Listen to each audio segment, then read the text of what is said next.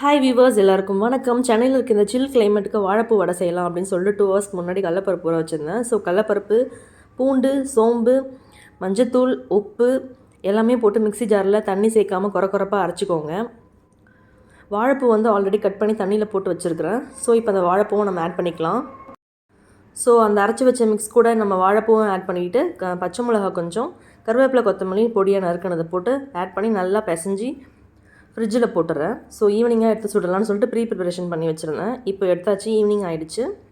இது என்ன பண்ணுங்கள், நான் ஃபஸ்ட்டு ரவுண்டாக இந்த மாதிரி பிடிச்சி வச்சுட்டு சூடான நல்லெண்ணெயில் தட்டி போடுங்க.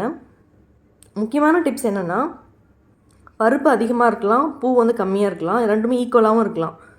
பருப்பு ரொம்ப கம்மியாகவும் பூ ரொம்ப அதிகமாகவும் இருந்துச்சுன்னா உங்களுக்கு மூளைக்கு ஒன்றா பிச்சுட்டு போயிடும் வாழைப்பூ.